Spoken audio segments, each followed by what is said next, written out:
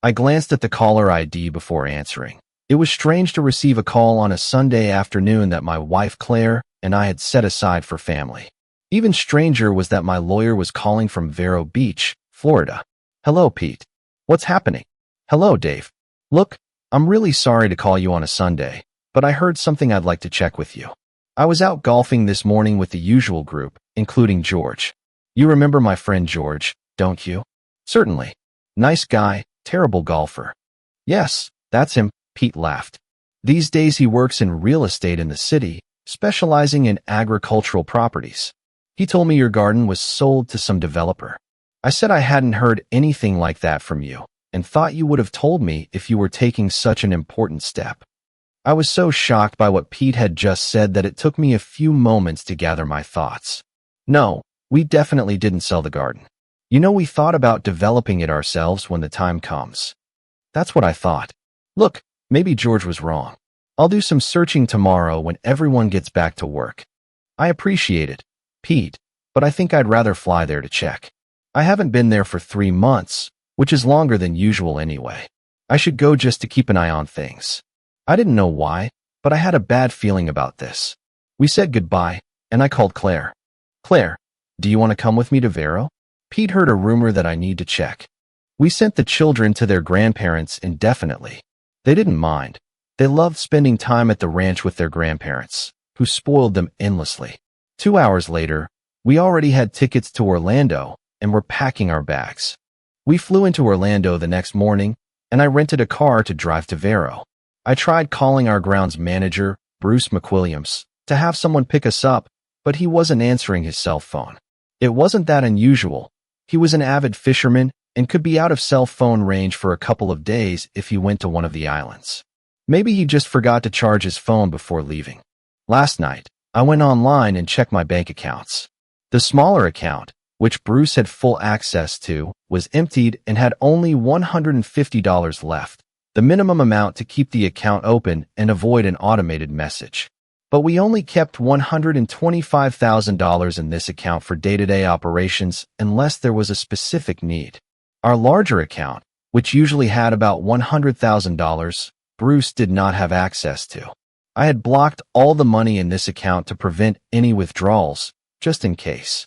If it turns out to be much ado about nothing, I can remove the block without anyone knowing about it. Driving on I-95 past Cape Canaveral, Melbourne, and toward Vero, I was reminded of my early childhood on the east coast of Florida. My grandfather originally bought the garden plot in the 40s. Land was cheap, and he bought a tract, a square mile of land about 5 miles from the Indian River Lagoon. He built a typical sprawling concrete block house and planted the property. By the time I was born, my grandparents had moved to one of the new retirement villages, and our family had moved into the ranch, as we called it. The garden itself consisted of about half grapefruit and half various varieties of oranges. We had white, pink, and red marsh seedless grapefruit and Hamlin, Temple, pineapple, as well as the usual red navel and Valencia oranges. We had several rows of tangerines and several varieties of Duncan seeded grapefruit, but those were for local consumption only. The varieties we grew produced from September to June. Growing up, I didn't really keep track of things like most kids, so I didn't learn much from my elders about how to grow citrus fruits. I think I learned a lot through osmosis anyway. Vero was a great place to grow up back then. Sandy beaches, sunny skies, lots of tourists in skimpy swimsuits, and plenty of mischief to get into. Most of my friends were into surfing. It sounded good to me, but I wasn't crazy about it. I loved going out with the guys on boats out of the Sebastian Inlet, 10 or 20 miles out to sea, deep sea fishing. I grew up with a bunch of local kids who were much like me, sons of families that owned citrus orchards. We learned to drive tractors, spray trees with pesticides and fertilizers, and help our parents during the harvest. It didn't mean we were picking fruit. We had temporary crews to do that, but we were lifting 60, 70, or 90-pound boxes and putting them on trailers to take the fruit to the processing or packing plants, where they were cleaned, packaged, and shipped like fresh fruit. Bruce McWilliams and I were especially close. His father didn't own a garden, but managed several gardens for absentee owners. Bruce planned to attend the University of Florida in Gainesville to pursue a degree in agriculture. Don't laugh at the modern degree in agriculture. It's part business, part chemistry and biology, part marketing, and part soil science and animal husbandry, in addition to all the general educational courses. In other words, a degree in agriculture covers a lot of material.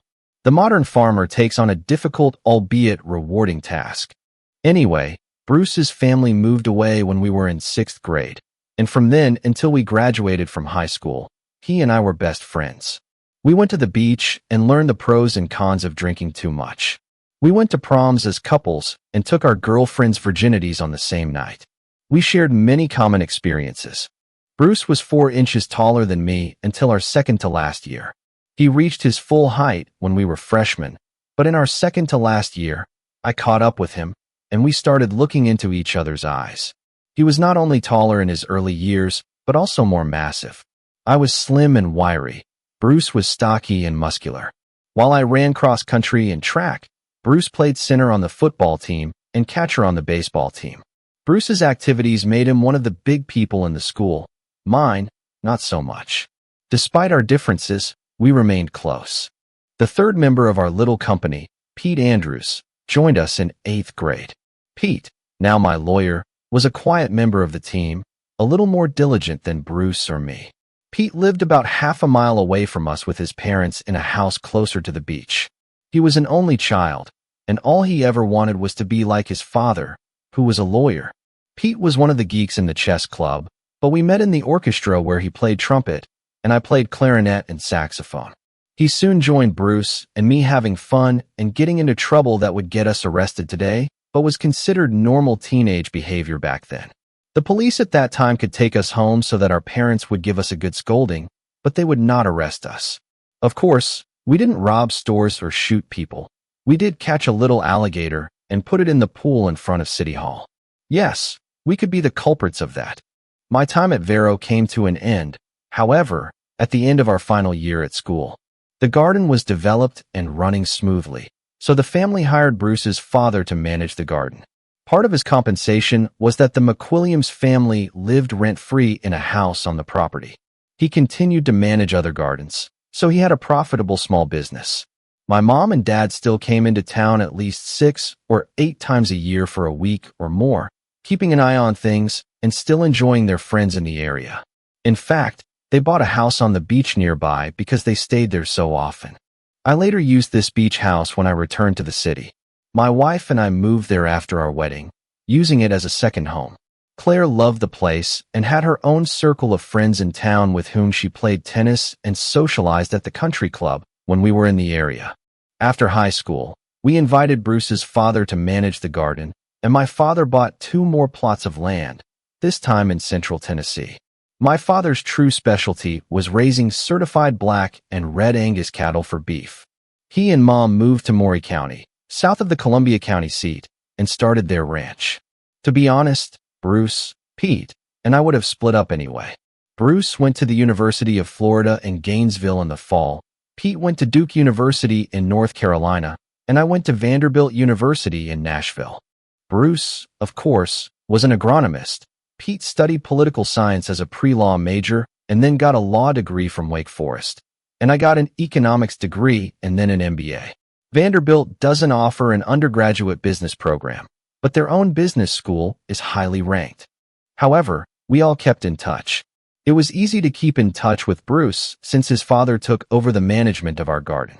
Every time we came to check on business, which was quite often, I would probably see Bruce.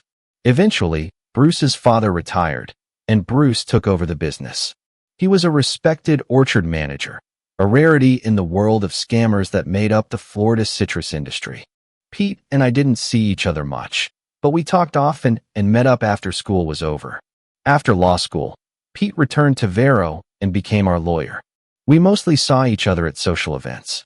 He promised not to take money for it. When we arrived in Vero, I dropped Claire off to unload our luggage and begin organizing meetings with local friends. I continued on to a local chain restaurant where I arranged to meet Pete. Pete was already seated when I arrived. He waved to me as I walked in, and I walked over and sat down. Well, I didn't speak directly to George this morning, but there's a rumor going around among people in the real estate business that one of the development companies has bought your garden. Damn it. Well, we'll stop it today. The seller probably hasn't submitted the documents yet. I paused. By the way, Pete, the garden's operating account was depleted to its minimum last Friday. I blocked all other accounts when I went online to check their status. Fine. I would suggest this myself if you hadn't already done so, but it's worth going to the bank and also to the real estate agency. Pete answered thoughtfully to AT this point. If the morning wasn't already in complete crisis, Big Bubba Smith walked in. He noticed us and approached us purposefully. Hey, boss, what the hell is going on? I knew I wouldn't like what I heard. Bubba, as he was known, grew up in Fort Pierce near Vero. He was a tall, thin, chain-smoking black man who had managed our garden operations for 20 years. He received the nickname Bubba because people thought his face was similar to that of former professional football player Bubba Smith. Basically, half the big guys in the South are called Bubba. I think his real name was Dwayne, but as soon as someone called him Bubba, the name stuck. I stood up, took Bubba's hand, and shook it before we sat down. I signaled to the waitress for another cup of coffee, which appeared almost instantly. So, Bubba, why don't you tell me what the hell is going on? Well, first of all, Bruce told me that you were thinking about selling the garden, but he told me not to tell anyone about it because it's still in doubt. But more importantly for the garden's operations, he sold 3 tractors and left us with only the old ones. And to make matters worse, no paychecks were issued last Friday. Damn, I said. Pete added, without a doubt. Bubba just nodded his head. It took me a few minutes to think about everything. Okay, Bubba, I'll go to the bank and get paychecks for you and the crew. I still need to go there. Bruce is lying if he told you we were selling the garden. Do you know who he sold the tractors to? I think I know. It seemed like a couple of his friends, and there was another guy who was apparently looking for a 3rd tractor, he answered. Fine then. Why don't you call the agricultural theft unit at the sheriff's department and file a complaint? Tell them that you told me Bruce was selling equipment and that you became suspicious, checked with me, and found out he was stealing and selling garden equipment without permission. Tell them they can call me to confirm, and I will happily sign the complaint. Glad to help, boss. Damn, this John Deere was almost new. Only about 20 hours of work. He drained his cup of coffee and stood up to get started. Now I had another problem, getting paychecks for our crew. I needed to call our payment service and transfer money to them, so they would issue checks with the correct withholdings and taxes. I might do this later in the day. First, I had to go to the bank. When Pete and I arrived at the bank, I asked for the manager. Henry Wright was another local boy, not from our class and several years younger than us. We all knew him. Henry quickly walked out of his office towards Pete and me. Hi, Pete. Hi, Dave, boys. I'm so glad to see you. Dave, I've been trying to call you all morning. Let me guess. Are you interested in blocking the accounts that I installed? Certainly, but let's go to my office to talk there. There's no need for the whole world to know about your affairs. Agreeing, Pete and I followed Henry into his office, and he closed the door behind us. His office had glass windows overlooking the parking lot on one side and the bank on the other. The wall behind him was solid. No one could sneak up on Henry. Henry first offered us something to drink, water, coffee, or soda. We told him that we had just eaten and didn't need drinks yet. Can I talk about your accounts in front of Pete? Henry asked for confirmation. Certainly. He is our lawyer here in town and is helping me understand the situation. Henry continued. Bruce came in last Friday and withdrew all but the minimum required to maintain an account for your operating needs. He has the right to sign on this account and has the right to do so. I asked the cashier after he made the withdrawal if he said anything about what he was going to use the money for, just out of curiosity and not because I was concerned. She said he didn't say anything about it, but was friendly as usual, although he seemed to be in a hurry. Then this morning, he came with a power of attorney signed by you and wanted to make another large withdrawal from your main account, which he doesn't have access to. The same cashier who saw him on Friday told him she didn't have the authority to handle the transaction and asked me to look into it. I looked at the account and saw that you blocked it last night, but I didn't mention this to Bruce. Instead, I asked to see the power of attorney document. He didn't blink an eye. He gave me a notarized copy of what he called the power of attorney, granting him access to the account.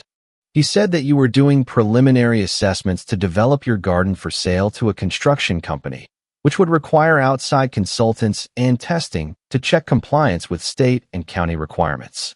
If so, he implied that you would begin running water and electrical lines to the site. His explanation was not unrealistic, but I knew you had gained access to the accounts and blocked them. I told him I needed to make several copies of the power of attorney. He seemed a little hesitant but agreed, and I told him I couldn't proceed unless I got a copy. I promised to return the original once the copies were made. He gave it to me, and I asked June to make a couple of copies. After she was done, I gave him the original back. I think he expected that this would be the end of it, and that he would be able to draw a conclusion immediately. I explained that, like the cashier, I was unsure how to conduct a power of attorney transaction and needed to call the main office to have someone explain the details to me. I told him he could return in the afternoon to complete the operation. By that time, I was already somewhat suspicious. After he left, I took out the signature cards that I had seen you sign in person. When I compared your signature on the card, two things struck me. The signature on the purported power of attorney looked like someone had traced it from another document. We received some training in recognizing forged signatures, and this had the hallmarks of a forgery. The letters weren't written in long flowing lines, and there were small places where the letters didn't line up correctly, as if someone had copied one letter at a time. But the real confirmation was what I remembered from seeing the original signature card. Your signature included your middle name, but this document only had your first and last name. You're right, Henry, and very observant. I have always used my middle name on legal documents. Right, Pete? My middle name is Wellborn, after my old family name on my mother's side. I've never used it for anything but legal documents, so other than Pete and my family, not a lot of people knew about it. At that moment, I looked to the left through the window into the parking lot and saw what I thought was Bruce's truck. He had a 2-year-old Chevy 2500 4x4 with distinctive silver metallic paint that made it easily recognizable. He seemed to slow down in the parking lot until he was behind Pete's car, and upon seeing Pete's license plate, La Pete BL, he took off like a hare. I stood up abruptly. Son of a, was that Bruce just now in the parking lot? I ran out of Henry's office through the main doors and into the parking lot, quickly followed by Pete and Henry, but all we could see was Bruce's truck speeding away. Well, I turned to Henry and said, the good news is that I don't think he's coming back anytime soon. Pete agreed. Yes, I think he realized that his scam with the bank had failed. Pete looked at me curiously. Out of pure curiosity, what would you do if you caught him? I thought for a second. I would keep him here until you call the police and arrest him. You understand, Pete replied, that at the moment, we have nothing to arrest him for. He had the power to withdraw money from the transaction account, and his other potential crimes that we know about are based on hearsay. Plus, he still outweighs you by 50 pounds and has a local reputation as a bully. You could get hurt if you try to physically restrain him. I looked at Pete and smiled. You're probably right. At that moment, Pete's phone rang with a characteristic Perry Mason melody. He turned to Henry and me, asking permission to leave while he was on the phone. I said goodbye to Henry and waited for Pete to finish the call. Pete hung up and turned to me. It was George. He told me which real estate agency an agent sold your garden through and who bought it. It was the agency of Andy Lopez and Associates, and the recording agent was Andy's daughter, Estella. And guess who the buyer was? I shrugged. Indian Riverland Developers? Jake Stern's son? He's approached us, 3 times in the last 2 years. 4 times, actually, Pete corrected me. So what's the plan now? I asked. I think I should go back to my office and start writing letters. First, a letter that will be sent by registered mail and also by email to Bruce, informing him of his resignation from management of the garden. Then a letter to Andy Lopez, informing him that the sale of the garden land was carried out under false pretenses, demanding the immediate reversal of all actions related to it. And a third letter that we can forward to all other interested parties who have previously dealt with Bruce, letting them know that they will be paid, and if they are customers, that they will still be sending their checks to our garden address. You need to go home and make sure all the credit cards are canceled, although he's probably already maxed them out, and sort out the paychecks for employees. Okay, Pete. Call me later with any news that comes up. Agreed. Paying wages to the garden crew was not that difficult. We only had 5 full-time employees. Bubba, 2 other men who performed various garden maintenance duties, and 2 women who handled financial and production accounting, such as counting the boxes of fruit sold, tracking who they were sold to, and managing payments to the temporary crews working in the gardens. I called the payroll service and transferred the necessary money from the freelance account. They took care of the rest. I knew it had to be done quickly since most farm workers lived paycheck to paycheck. Our people were better off than many, but they still needed a stable cash flow. I made sure that they were provided for, and in return, they showed amazing loyalty to us. I opened my laptop and saw that Pete had sent me draft letters for approval. I approved them, and Pete sent them out, officially severing our relationship with Bruce McWilliams' management firm and notifying the realtors to stop the deceptive sale. A final letter outlining our position would be sent to all interested parties who had previously dealt with Bruce, notifying them that they would be paid, and if they were customers, that they would still be sending their checks to our garden address. We only had 1 garden credit card, and as Pete predicted, it was maxed out. I stopped the possibility of additional withdrawals, but this was after the horse had escaped from the barn. Luckily, the card had a limited credit limit as well as a daily maximum for cash withdrawals. Maybe I can get something back. Urgent matters were completed. Claire left me a message that she was having dinner with a few of her friends from the club and that I was on my own for dinner. Since I had a few hours to spare, I grabbed a glass, put a large ice cube in it, and went to the liquor cabinet to pour myself a shot of Scapa, a single malt Scotch whiskey from Scotland's northernmost islands, Orkney. It was so light that its taste exploded in my mouth, awakening all my taste buds. It always seemed to inspire my thoughts. Sitting in my reclining chair, I leaned back and thought about how Bruce and I grew up together. For a long time, we did everything together. We caught that 4-foot alligator and put him in the reflecting pool in front of City Hall. Another time, we added detergent and some dye to the fountain in front of one of the upscale hotels on the barrier island. Both places installed security cameras after that, so our fountain fun stopped. Sometimes we would sneak into the garden, start one of the tractors or other equipment, and move it from place to place. We never damaged them or took them out of the garden because that would have been stealing, not just naughty. So we set a boundary for ourselves. It was with Bruce that I first tried alcohol, had my first cigarette, got drunk, and smoked a joint. I learned a few lessons from those first experiences. After I vomited everything in my stomach, my father dragged me out of bed the next day and made me work in the garden all day. I limited my drinking after that. To be clear, not everything we did as children was bad. We were both in Cub Scouts, went deep-sea fishing with our dads when they rented a boat with a professional captain, and got good, if not excellent, grades.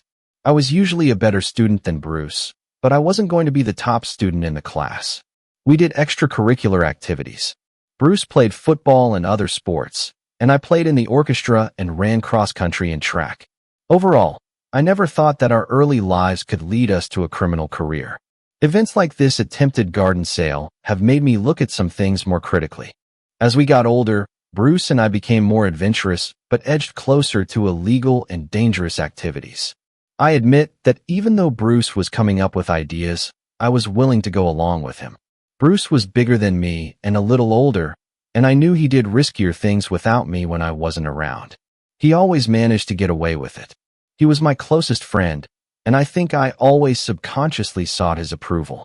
After our other friend, Pete, joined us, he was probably smarter than me because he refused to participate in some of Bruce's crazy ideas.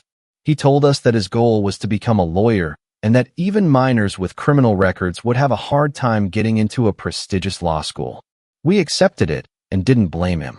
We kept inviting him on our adventures, as we called them. Sometimes he came, sometimes he didn't.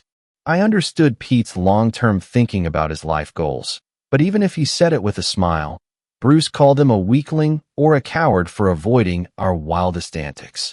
When we were teenagers, there were several occasions when we went down to the harbor, and took some absentee owner's boat for deep-sea fishing without permission. I don't know if Bruce had any friends at the marina, but he was able to get the keys to open the locked gates meant to keep people away from the boats.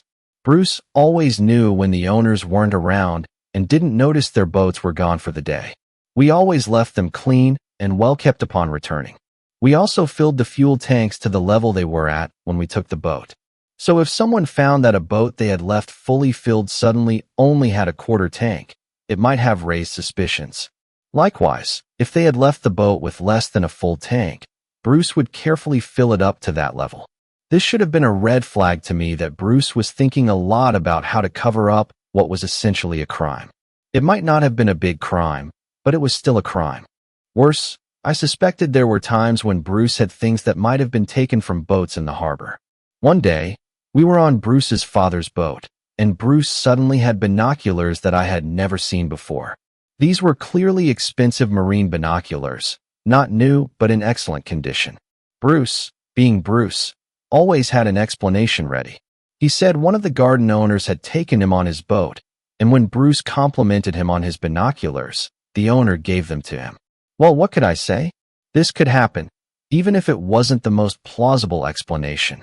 When you hear the sound of hooves, you think of horses, not zebras. Another time, I witnessed Bruce selling a gun I had never seen before to a known lowlife from Fort Pierce. When I asked him about the deal, he said he was just an enterprising man who knew someone wanting to sell a pistol and also knew that this guy from Fort Pierce wanted to buy one. He simply made money on the difference between the purchase and sale prices. He was over 21 at this point, so a personal transaction was legal in Florida, but I still had my suspicions that Bruce would be willing to take something without asking if he thought he could get away with it. Friendship with Bruce had other benefits for a young guy like me.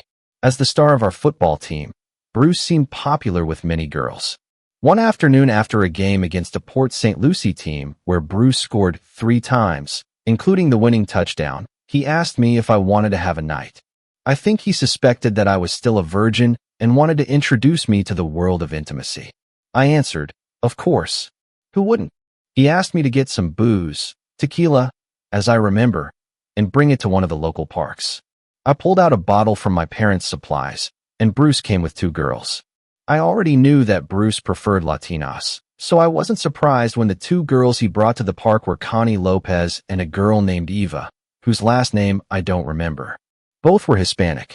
Connie's family had fled Cuba, and Eva's family, as I remember, was of Mexican descent. Her father worked on a plantation, and her mother worked in a packing plant. Connie was quite famous in town, having been one of the varsity cheerleaders at Vero Beach High. Eva did not attend the same school. She might have gone to a Catholic school that served Vero and Fort Pierce, or she might have been working and not going to school. I wasn't interested and didn't ask. Bruce always claimed that Latinas were the best because they had big breasts, knew what they had to do, and would do anything to date popular guys. We sat on one of the benches in the park, far away from other people, and started making tequila shots the classic way. Lime juice on hand, dip in salt, lick, and drink tequila. Of course, this was not high-end tequila. It was the kind my parents used for margaritas or other mixed drinks. After we had emptied most of the bottle, we went to one of the slightly shady hotels away from the beach, and I got a room. Thinking about it now, I often bought drinks and paid for rooms. It seems Bruce was taking advantage of me financially even then. As soon as we got into the room, Bruce turned on the radio to a salsa station, and the girls started dancing and stripping in front of us. It was really cute. Bruce told Connie to take care of me and show me how it's done while he took care of Eva. Once we were showered and dressed to leave, Connie held me until Bruce and Eva left. Then she told me the sad truth. Dave, I want you to call me next week and find a time when we can have intimacy again. Now listen to me carefully. Don't fall in love with me. Many men think they are in love with the first woman they had a night with. This is not love. This is attraction. You will have intimacy with many women, Dave. You are smart, handsome, and wealthy, and I will teach you how to have good nights. You don't want to think that we're in love. I don't love you, and we have an expiration date. I like the night and like having intimacy with different men, so keep that in mind and don't be upset when it ends. I really like you. You're a good guy, better than Bruce. Don't be offended when I say it's over. Just find yourself a new girl and enjoy your youth and freedom. She was right, of course. We dated every weekend for about 6 weeks, and then she said she had taught me everything she could. We were finished. You know, Dave, I really value you, and if I weren't so available, I would want to marry you. You always treated me like a lady. We went on real dates, not like the idiots I usually date. I'd be happy just having intimacy, but let me remind you that I warned you we have a limit to our time together. It won't be difficult for you to find other women who want to try you. I told the girls at school about you. Believe me, there are many who are interested. Don't be surprised if some of them approach you. She laughed at this. Now let me tell you what you don't want to hear. Bruce is not really your friend. He may have been in the past, but Bruce is a user, and in the end, he will use you too. I'm not saying to leave him. He can be fun, but don't trust him completely. If he really wants something, he won't hesitate to stick a knife in your back. I kept in touch with Connie until I left for college, but we never met again. Still, those words rang in my ears for years. In light of what seemed to be happening, over time, I forgot Connie's warnings about Bruce. I never noticed Bruce doing anything against me, and over time, trust was restored. I had no reason not to trust him. Plus, shortly after Connie talked to me, Bruce, Pete, and I went to different colleges, and we only saw each other in the summer. We all worked during the summer, so our time was even more limited. Even after Bruce took over the gardening business from his father, everything seemed to be running smoothly. My dad and I often came to check on the garden, and we didn't know what Bruce was doing with the other gardens he managed. Instead of going out to dinner, I just ordered pizza. It was still before 9 p.m. when Claire returned home. As she walked through the house, putting away her purse and keys, I asked her how her day was, where she had dinner, who she saw, just the usual things we discussed at the end of the day. Pizza? I think my dinner was more interesting, she said with a smile that I was sure she was right. Then she came and sat on the couch next to me and asked the big question. I hesitated for a moment before answering her. I think Bruce will end up in jail this time. My wife, Claire, was not from Vero Beach. She came from Southern California, south of Los Angeles, from Orange County. Claire didn't want to go back to live in Southern California. Too many crazy laws, too many rules, too high taxes. Altogether, they made California a much less attractive state. It's still a beautiful state with gorgeous beaches, great wine, mountains for skiing and hiking, and several wonderful national parks. Overall, a good place to visit, but no longer a place where you want to live. Middle Tennessee was perfect for her. I guess I'm lucky to have her. She came to Vanderbilt University to study. We met, started dating, fell in love, and eventually got married. But she didn't know all the people I grew up with. She knew Bruce and his wife from our frequent trips to Vero. What did he do to get arrested? She asked. That's the problem, I replied. I think he stole about $125,000 from the plantation's checking account and used it for his own purposes. I think it's called theft, but it's complicated by the fact that he had legal access to this money while it was being used for the plantation. Something else he seems to have done, and we'll know for sure in a couple of days, is that he sold the plantation's farm equipment to his friends who own other plantations. We think so, but they might claim he simply lent them the equipment for some legitimate reason. The sheriff's department is looking into it now. He then misrepresented his position by claiming that he had power of attorney to act on my behalf and forged documents to that effect. He tried to use this to get money from our main bank account, but it failed. So I don't know for sure what to blame him for: attempted theft? Fraud. The most important thing is selling our plantation, and we need more information on how he did it. I suspect we'll find out that he used the power of attorney to get real estate agents to cooperate with his actions. So he clearly committed fraud and theft, and we'll find out what else. I have an unpleasant suspicion that we are only just beginning to understand the scale of his crimes. Wow, Claire exclaimed. And this is the man you thought was a friend? I had to look a little embarrassed. Yes, I thought he was a friend, but no friend betrays another like that. I once dated a woman named Connie Lopez, who was also hanging out with Bruce. I remember she told me that he was a user and would eventually stab me in the back. I forgot her warnings, but I think she was right all along. I'm so sorry, Dave, Claire said. I don't know what to tell you. I don't know either, I replied.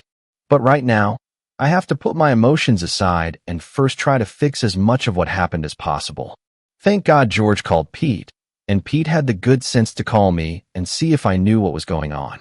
You know, this isn't some spontaneous decision. Bruce must have been planning this for a long time. I think he figured that when he lit the fuse, he would act so quickly that it would all be over before I knew it. We talked a little more, but without more facts to discuss. We were just going around in circles, so Claire and I finally went to bed. We cuddled for a while, and I think she slept a little better than I did, but even she was restless. I lay there and planned what I needed to do the next morning. First thing in the morning was to make some calls. I called Bubba, and he gave me good news. The sheriff's agricultural theft unit had found 2 of the 3 tractors that Bruce had sold and had seized them pending my report of the theft. They were tracking down the 3rd tractor because Bubba remembered the last buyer's name. He had a plantation in the middle of the state, off Highway 60, which crosses the state between Vero and Tampa Bay. They contacted the sheriff in that county, getting permission to work with them and seize the last tractor. That's about $110,000 worth of equipment that we won't have to replace. Bubba was also doing a quick inventory of other equipment to see if anything else was missing. He confirmed that our plantation workers had been paid. A quick call to the bank confirmed my suspicion that Bruce would not be coming back to try to cash out the main account. Finally, I called Pete and agreed to meet again for breakfast to discuss our status. I kissed Claire and got ready to leave, making sure she wouldn't be bored. Dave, I brought a couple of books with me to read, and I have my laptop. I'll check with work to see if there's anything urgent that needs to be dealt with. Pete was already waiting for me at our little cafe for breakfast. The cafe didn't look modern or pretty, but the food was delicious, and it was a meeting place for local farmers. As I put a piece of sausage and avocado omelet into my mouth, I looked across the table at Pete and saw his eyes widen in panic. "Damn you, you miserable man," a voice said. I recognized the voice. It was another local farmer I went to school with. I wasn't close to him. He was on the football team, and Bruce was much closer to him. Matt was a big guy, about 6 feet 4 inches, and weighed over 250 pounds, maybe even 275 these days. He was strong. Back in high school, he could lift more than anyone on the football team, and there were big guys there. I didn't turn around or react. I just talked to him. "Hey Matt, long time no see. What's got you so angry? Sit down and have a cup of coffee. I'll even pay." He sat down with us on Pete's side of the table so he could look me in the face. Pete looked clearly uncomfortable. "You know what you did," Matt said, on the verge of screaming. The waitress, who knew us all, brought Matt a cup of hot, bitter black coffee. "I really don't know, Matt, so why don't you tell me? I bought this John Deere tractor with a front loader from you, and the sheriff's people came and accused me of stealing it and seized it." "Oh," I sighed, understanding now. "Well, Matt, there's just one problem with your story. I never sold you anything, and I never gave permission to anyone, including Bruce, to sell that tractor. He's your plantation manager, isn't he?" "He was, but our agreement," I explained, "that Pete drew up for us, limited his powers. He could not legally sell any of our farm equipment without my notice and permission." "He said he had your permission," Matt said. "So he lied," I replied. "How much did you pay for the tractor?" $20,000 in cash, he replied. "Let me get this straight. You paid $20,000 for a nearly new tractor that costs at least $60,000, and you don't think there's something wrong?"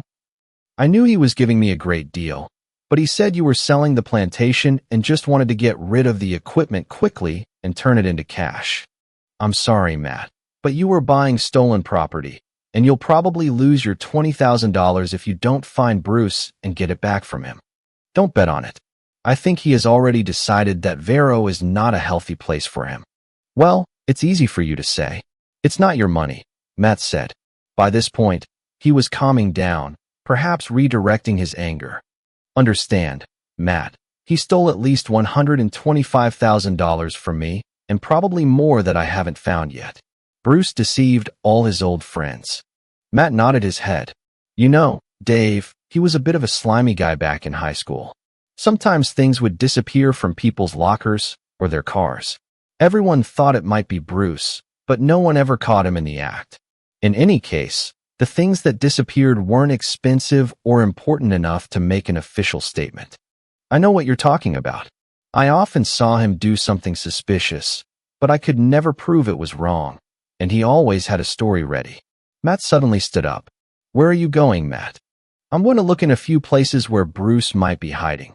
The places where we hung out when we were young, got drunk, and had fun with women. Let me know if you find him. We exchanged phone numbers, and he promised he would let me know, but he didn't guarantee what condition Bruce would be in when I got there. Pete and I said goodbye as Matt left. Well, I asked Pete. I almost hope Matt doesn't find him. He could become food for the alligators, and all we'd find are his body parts in one of the irrigation canals. I agree, Pete said. I was grateful to Pete for coming with me to sort out the mess Bruce had created, but he was a lawyer, and although he was a friend, he charged money for his time. I wanted to make sure I was using him effectively and not wasting his time. It made sense to ask, what do we do now, Pete? Should we file a formal complaint with the sheriff's department? Not quite yet, he replied. This is a serious enough crime that I want one of the assistant district attorneys to be there when we file our statements. You understand that there will be several statements, don't you? Absolutely, I said. You go make sure there are no additional problems at the plantation, and I'll call you when I make an appointment at the sheriff's department. There's something else I want to do, he added. I have a paralegal who is tracking down the notary who signed the fake power of attorney. She's definitely involved in this scam. In fact, she may have helped Bruce create it. She may have seen more than one power of attorney, or if she's a lawyer herself, she might have access to templates to create them. Not that it was difficult. You can download templates online in 10 minutes anyway. I'm doing this because we need to include her in our statements. I thought that made sense. Okay, Pete. Call me whenever you want me to come to the sheriff's office. I'll go and check the plantation. We separated for a while. I didn't tell Pete, but I was going to visit the old plantation house where Bruce's family had lived to see if anyone was there. When I arrived at the plantation, Bubba had everything organized and running again. Luckily, it was too early in the year to harvest, so we mostly did preparation. Bubba walked up to the rental car as I pulled up. Hey, boss, when will we get our tractors back? Honestly, I don't know yet. Pete and I are going to the sheriff's office later to sign statements. I don't know how long they'll want to keep them before returning them to us. Okay, we need them now. I was going to put the mower on the John Deere and cut the weeds again. I wanted to start with a row of Hamlin oranges because those will be the first ones we'll be collecting. Hamlin oranges were an early variety used entirely for juice. We talked about operational matters for about 15 minutes before I broached a sensitive topic. Bubba, did you have time to inspect the plantation and find out if anything was missing? Of course, boss. I think we're missing about 50 of the 60 harvest boxes. I know we're keeping score, and that's the difference between our score at the end of last season and today. Crap, I said. Bubba simply nodded in agreement. The missing plastic crates had the name of the plantation burned into them, so no one else could use them to pick and ship citrus fruit for processing. This meant whoever stole them intended to melt them back into the original plastic raw material. One box of citrus crates cost us a little more than $160 each new. The most anyone could get for its plastic contents was about $18 a box. It was a huge loss for us, but if they were stolen, that's $900 of easy money, and it would have cost us over $8,000 to replace them. This fell into the category of grand theft. Although we prevented the fraudulent sale of the plantation, the losses piled up. The good news was that if Bubba was right and nothing else was missing, we still had most of what we needed to keep the plantation running. Computers, business documents, and office equipment were still in the office. Bruce may have had his cell phone paid for by our plantation, but I was willing to bet it was either lying in a ditch or left somewhere for anyone to pass by. Which reminds me, I need to turn off this phone. I didn't want to pay for calls to Central or South America or some Caribbean islands. It took me about 5 minutes, and to my relief, it hadn't made any calls in the last week. Bubba changed the locks both on the gate and in the office to prevent late-night visits from five-finger discounters. My next visit could be difficult and even dangerous. I was heading through the plantation to the other side, where there was an old ranch house. This was the house where Bruce's family had lived. I might find the house empty, or I might encounter Bruce armed with a pistol or shotgun. So I took my Walther P45 and put it in the car somewhere easy to reach. As I drove up to the house that my grandfather originally built, I felt a pang of nostalgia. The outside of the house still had the same general appearance as when my family lived there. The walls were made of concrete blocks painted a light beige, with a roof that peaked in the middle and sloped on all sides to a covered porch that wrapped around most of the house. Upon closer inspection, one could see that all the windows were new, double-glazed with UV protection to prevent the full force of the sun from heating up the interior. This gave them a mirror-like appearance, which also meant I couldn't see movement inside the house. Inside, the home had been completely remodeled and modernized 3 times. There was a modern kitchen that was part of an open plan, with no walls between the kitchen, dining room, and family room. There were 4 bedrooms at the back of the house that I couldn't see from my angle. The bedrooms were originally part of the house, but there was a significant extension that more than doubled the original area, moving not only the bedrooms, but also the games room and office to the rear. It was a nice place, and I have to admit that Bruce always kept it tidy. I pulled up to the front of the house, and before I even got out of the car, the door opened. It was Consuela, Bruce's Venezuelan wife. Yes, Bruce's taste in Latinas hadn't changed. There seemed to be no one else there, so I got out and stood next to the car, somewhat shielded behind the open door. Car bodies don't offer much protection from gunfire, but I could hide behind the engine block, which would be much better. Consuela saw me and walked over to where I parked. Consuela was a very attractive woman with almost shoulder-length black hair, wonderful breasts, an incredibly narrow waist, and not a flat, skinny but a fuller one, by no means fat, a little slimmer than Kim Kardashian. David, she pronounced my name with an accent. Consuela, I answered. I thought you were coming, she said, sounding rather depressed and sad. Bruce isn't here, you know, and hasn't been for more than a week. She sounded like she was about to cry. I don't know where he is. I wasn't completely surprised. If Bruce betrayed everyone else, why not betray his wife too? Come in, David, sit down. We need to talk. I agreed. Consuela's family had immigrated to the United States when she was 12 years old, so her English and Spanish were perfect. She spoke English with a slight Spanish accent. She and Bruce had met while they were attending the University of Florida. She was pursuing a degree in general business, something that overlapped with Bruce's agricultural requirements. I wasn't entirely sure that Bruce had ever loved anyone other than himself, but I always thought Consuela was an exception. Now I wasn't even sure of that. I wasn't sure what to think or how to approach Consuela. From my interactions with her, she seemed to be an honest person. She worked for Bruce's management company, handling the business side of the company while he took care of the plantation. She also helped liaise with packaging plants by acting as a translator, instructing the mostly Spanish-speaking crews on what they needed to do. We entered the ranch house, and I was still a little cautious, fearing that I was walking into an ambush. Consuela sat down at a small table in the kitchen with 2 chairs and motioned for me to take the other. There was an open bottle of wine on the table, as well as a half-full glass. It was still morning, too early to drink.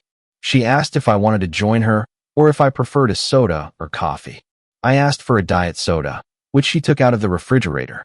She looked at me directly and asked with tears in her eyes, "What's going on?" I looked back at her and said, "I don't know. Why don't you tell me?" "Bruce left a week ago, and I haven't heard from him since." She began to cry. "I don't know if he's alive or just hiding from me. I think he has someone he's dating, so maybe he just left me and the boys to fend for ourselves." "Where are the boys?" I asked, thinking that even Bruce couldn't abandon his sons. "My parents have them until I figure out what to do next." "Fine. So why do you think Bruce might be dead?" "It's a long story. Just start from the beginning." Consuela fell silent and took a deep breath. Then she took another long sip of wine and refilled her glass. "It all started about 6 months ago. Bruce told me he had a plan that would make us rich. I asked him what he was thinking, and he said he couldn't say. Then I asked him directly if he was planning to do something forbidden. He laughed and assured me it had nothing to do with anything forbidden. I insisted he give me at least a hint of what he was planning. After all, it was about me and his sons. So he gave in and told me he was involved in a project to create large citrus and coffee plantations in Central America. The difference between these plantations and existing operations was that they would be modern, mechanized operations growing organic produce to supply the U.S. market at a cost comparable to non-organic produce grown here. He told me the reason he was keeping it a secret was that when the time came, we would close the business here and move to a ranch in Central America. He didn't even tell me which country. I had to keep it a secret because it was all classified, he said. He was negotiating major funding from the local government for the project, but if word got out, the funding wouldn't materialize. It sounded corrupt, but he said that's just the way business is done there. He also didn't want to get fired from the plantations he ran here, because if they found out he was going to leave, they would find someone new sooner than he planned. He also said that he would need my help and cooperation to arrange all this. I didn't know what he meant, but I agreed to help him in any way I could. This made him very happy. She cried again but pulled herself together and continued the story. David, I'm so ashamed, but I promised Bruce I would do what he needed.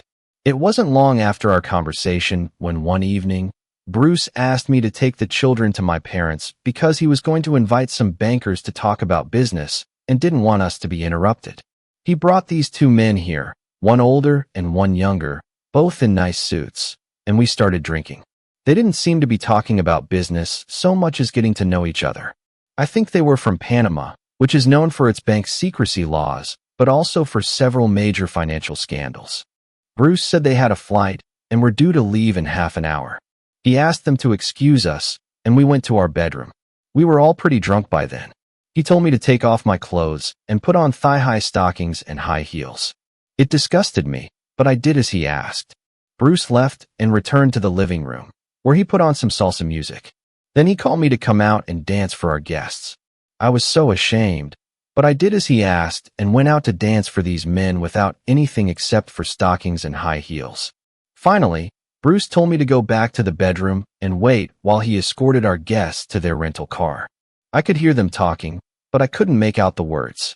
It seemed like they were agreeing on a time to return to the States. Consuela took another sip of wine from her glass before speaking again. A distant look appeared in her eyes.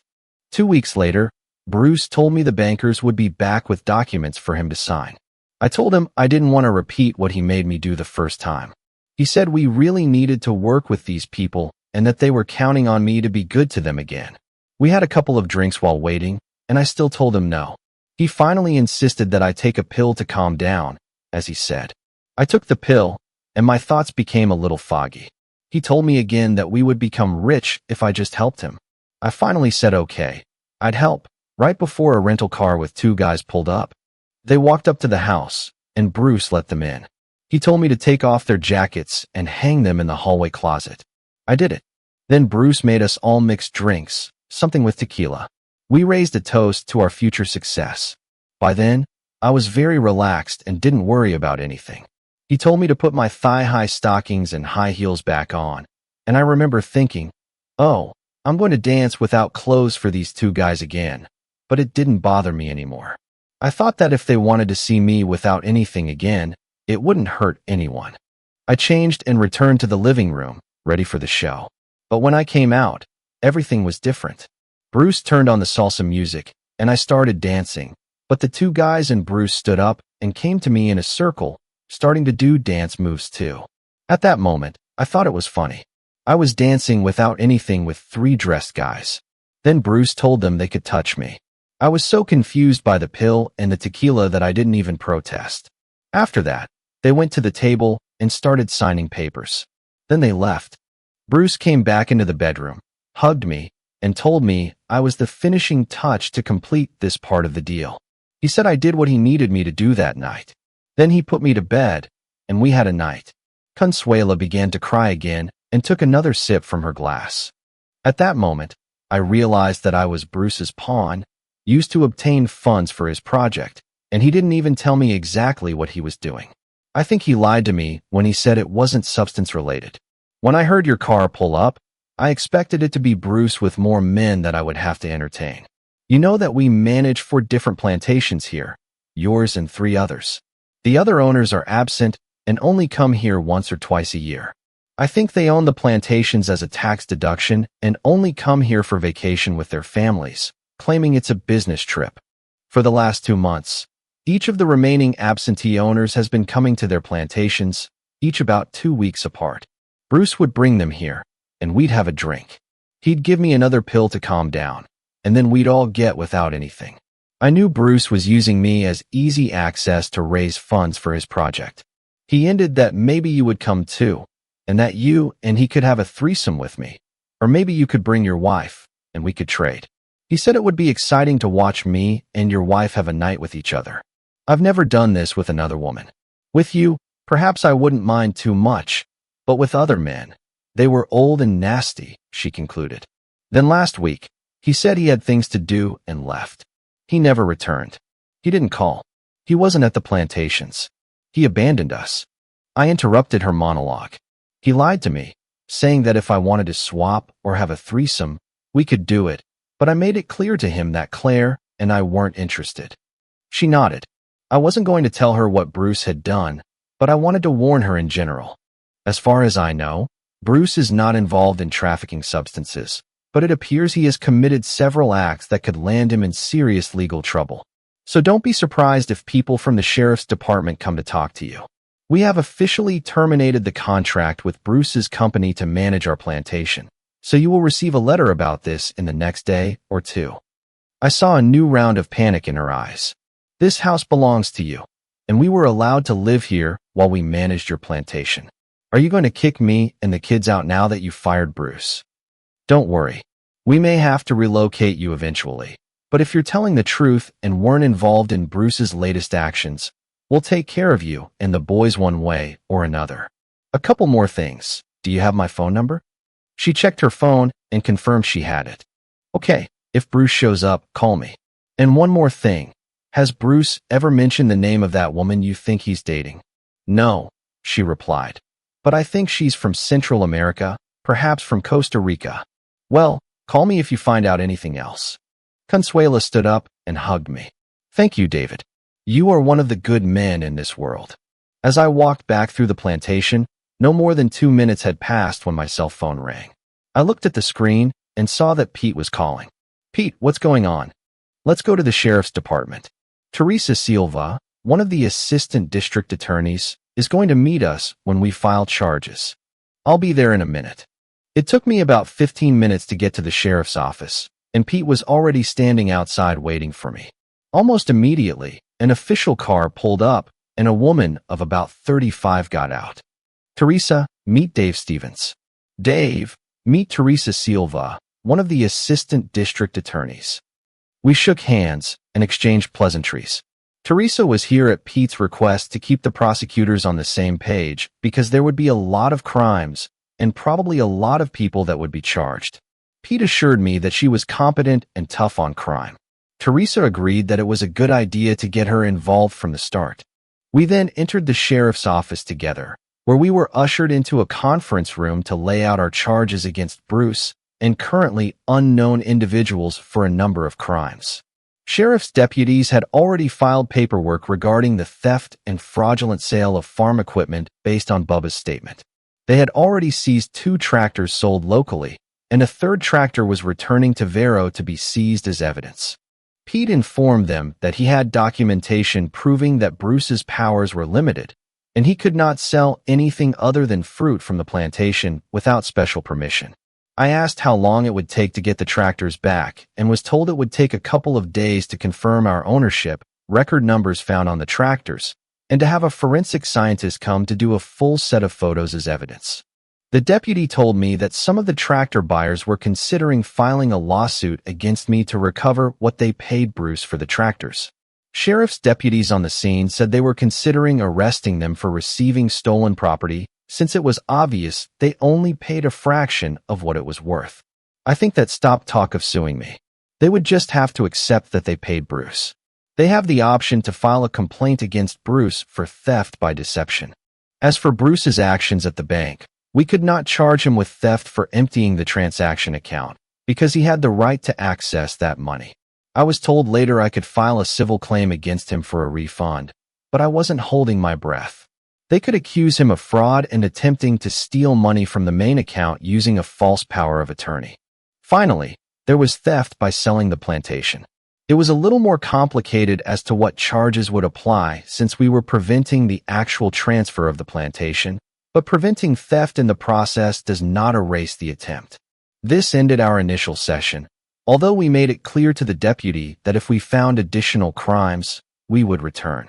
Silva thanked us for the information and suggested that when the documents reached the prosecutor's office from the sheriff, they would likely add a few additional charges. Then she returned to the office. I had a feeling that it didn't matter what charges were brought because Bruce wasn't going to wait around to be arrested. I expected him to sell his truck and cover his tracks while we ran around in circles figuring out exactly what he did. A new identity, a new location, hundreds or even thousands of miles away. He would disappear. Additionally, at this point, all of his crimes were property crimes and did not have as high a priority as other crimes such as murder, assault, or kidnapping. There won't be multi-layered all-points bulletins, and even if there are, there won't be police briefings for the guys on the streets for more than a day or two. Unfortunately, there are too many other serious crimes. I followed Pete to our next stop, Andy Lopez's real estate agency, Properties by Andy. Both Pete and I had met Andy at various events, although we were not friends, more like casual acquaintances. When we entered his office, we were greeted by a young, well-dressed woman, clearly a salesperson. She smiled, greeted us, and was only slightly disappointed to learn that we were not looking for real estate, but had come to see Andy. Andy came out, and when he saw Pete, he rolled his eyes and said, "Pete, what a mess. Sorry about that, Andy, but it was very good for you that we were able to prevent a fraudulent transaction." "Yes, you're right. Let's go to my office. Would you like to get coffee?" We agreed, and he called the young agent who was in the room. "Carolyn, can you bring 3 coffees and a tray to my office?" We sat down and chatted for a bit. Andy asked Pete about his family and vice versa, and he asked me about mine since we no longer lived in Vero. I told him about Claire and the kids. Carolyn brought a cart with 3 coffee mugs and all the accessories. I took a couple of sweeteners for mine. Pete added cream and sugar, and Andy drank his black. Almost immediately after we finished making coffee, a young woman entered the office. She was 24 or 25 years old. Andy introduced her as his daughter, Estella. She was holding a stack of documents in her hands. "Hi, Pete. Nice to see you again. I really wanted this deal to go through, though, $15 million for the plantation. Well, Dad asked me to make copies of all completed documents for you." "Thank you, Estella. Make sure the originals are kept together in a safe place. They will almost certainly become evidence, and prosecutors will want the originals, not copies." She sat down in an extra chair. "To be honest, Pete, everything seemed legit to me. He told me that Dave's family wanted to sell the plantation, and I knew that Jake Stern had been hunting for this land for years, so I accepted the order before it even showed up in the MLS. I called Jake, and he came here and signed the offer that same day." She pulled out her copy of the certified power of attorney and handed it to Pete. "I thought it gave Bruce authority to act on behalf of Dave's family. That's what he usually does, you know. He buys the fertilizer, he hires the pickers, and he runs the packing plants. This wasn't a complete surprise. A lot of the groves closer to the beach are being sold to developers. I think 3 have been sold in the last 6 months alone." There was something she said that tickled my brain, but I couldn't put my finger on it at the time. In any case, Andy and his daughter assured us that the deal fell through and never made it to the MLS. However, Estella looked a little thoughtful. I asked her what she was thinking about. With one of those, "That's not very funny" laughs, she said, "Do you realize that a 6% commission for listing and selling real estate, or even just a 3% listing commission, would make my year? Here's my new car." "Yes," I agreed, mentally calculating the commission from $150,000 to $300,000. However, Estella had another thought, and she silently said to herself, "That son of a, I let him take me, and now it all disappears. I'm finished. Again, we left the office and found another place where Bruce had left a trail of problems behind him. Since it was getting late, Pete went home, and I returned to the family cottage on the island. There I found Claire waiting for me. "How did it go?" she asked.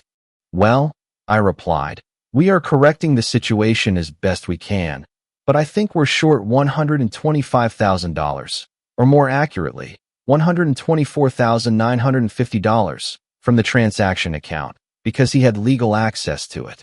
There will be enough other charges against him that if, or when he gets caught, he will end up in jail for a long, long time." I also stopped and saw Consuela. She says she hasn't seen or heard from Bruce in a week. He told her about some project that was supposed to make them rich from a ranch somewhere in Central America. She claimed she never knew the details and seemed terrified that he was going to get involved in pills, and they would end up as slaves to the cartels. My guess is that over the last 6 months or so, Bruce has been selling it to potential business partners and prospective investors, forcing her to please her bankers and have threesomes with some of his other clients. She seemed rather disgusted with herself for giving in and doing it, but you know how Bruce is. He promised her the moon and placed the guilt on her, saying that if she didn't agree, the failure of his project would be her fault. He used substances. At this point, Claire interrupted me. "Dave," she said, "I never told you this before, but before we got married, Bruce suggested that you, me, and him could have a threesome. He claimed it would be the best night I'd ever had and implied that after the first time, we could do it again in the future. In fact, he even suggested that once we were married, we could switch partners when we were here in Vero. I was horrified and disgusted that a man who was one of your best friends would do such a thing. I never told you because I was sure he was drunk at the time, and because he was a close friend. The next day, I don't think he remembered what he said, and he acted normally again, so I didn't pay much attention to it. But I don't know if you noticed that I always kept my distance from Bruce. I always stayed by your side if we needed to be together. I did notice this, but attributed it to some instinct that told me Bruce was not being entirely honest, and was perhaps too flirtatious and touchy-feely, more than most women would be comfortable with. I stayed with him because, like his father before him, he was a good grove manager. This new discovery only increased my anger and sense of betrayal. He may have been drunk, but I'm sure he knew and remembered every word he said. Perhaps he thought he had planted the seed of an idea in her head that she might act upon in the future. He definitely didn't know my wife. As Connie Lopez told me years ago, Bruce is not and never has been my friend. I changed the subject and told Claire that we were going to dinner with Pete and his wife, Brenda. Brenda was one of the women in Vero whom Claire loved very much. Being able to have dinner and chat with her was a nice opportunity. "But keep in mind that you and Pete are not doing business today," I added. "I agreed," Claire said. "Pete told me Brenda had gotten the same promise from him." We had a nice dinner together at one of the great seafood restaurants close to the ocean. The seafood was straight off the dock, as fresh as it could be, and the chefs had spent years perfecting their craft. I had to admire what they did. When I tried to cook seafood at home, I never did it as well. Like most of the year, it's warm in Florida, so we took a walk on the beach. At this time of year, the insects weren't too bad, and the weather had cooled down from the summer heat, so it was nice to walk along the beach listening to the sound of the waves. For me, it brought back memories of my teenage years in Vero with friends, but like Jesus and George Washington, I had to deal with my Judas, my Benedict Arnold. Back at the beach house, Claire and I got ready for bed, and when I pulled back the sheets and saw Claire without clothes while waiting for me, I knew I was in for a good evening. We made love, and then I wanted to talk to Claire about Consuela. "Claire, have you ever wanted a threesome or anything else that Consuela was forced to do?" She smiled. "Dave, let me take care of a couple of these things. I think we all have fantasies at times, but that's all they are, fantasies. First, I'll say this about women. I've had a few women hit on me for intimacy in my life, although not since we got married. I think I look too happy and too content with my life with you for them to even feel like trying. I tried to kiss another girl when I was maybe 14. In the end, kissing another girl didn't appeal to me at all. We tried it once, and although she wanted to try it again after the first kiss, I wasn't interested at all. Now about a threesome with another man. That's a little different. I suspect most women fantasize about it at some point in their lives, but their fantasies are not the same as men's. Then she turned to me. Did you ever have a threesome with Bruce when you were younger? Claire knew about some of the intimate adventures I had been involved in years before I met her. No, Bruce and I often had nights with our women in the same room, but it was for money. We only had enough money for one room, but we never had threesomes or swapped the women we were with. There have been a couple of times when one of us has stopped seeing a particular woman, then the other one might have courted her, but it wasn't a swap in the same room on the same night. If Bruce was having some kind of threesome at the time, they weren't with me. Claire paused briefly before moving on to a slightly different topic. Have you ever fantasized about a threesome? Of course, I said. My threesome fantasies were always with two women. There were a couple of times in college when I thought I could get close to it. You know, two women at the same time, but something always got in the way, and it never happened. You know how one of the drunk girls I was about to bring to my room started vomiting on herself and the other girl? That quickly stopped any thoughts of intimacy. They both left me and went back to their room to wash up. I laughed, remembering this. Have you ever thought about asking me to have a night with you and some other man? No, Claire said. For many reasons, I just never imagined it. First of all, ever since I met you, I've been so obsessed and jealous of you that I would probably kill any man I found having intimacy with you. I'm just too possessive. The second reason is that asking for intimacy with someone else, even if we never do it, would hurt your feelings and make you lose trust in me. I couldn't stand it. Well, at least you got the answer right, Claire said with a laugh. I thought for a moment. I think that's why Consuela feels so betrayed and abandoned right now. When Bruce started treating her like his personal escort and acting as her pimp, it showed her that he didn't love her the way she loved him. Then why do you think she did this? I asked. I think for several reasons. Latino women are often taught in their culture that they should do what their husbands ask and want from them. This usually doesn't apply to things like exposing themselves to other men because most Latino men, like men everywhere, are too macho to let other men have their wives. Remember how she thought Bruce was dating another woman? For her, it was a way to prove to him that she, and not some other woman, was the right one for him. I could be completely wrong, of course. Claire and I talked a little more about other things until she fell asleep. I, on the other hand, couldn't sleep, thinking about the latest events. The next morning, Claire and I were having breakfast when the phone rang. It was Pete.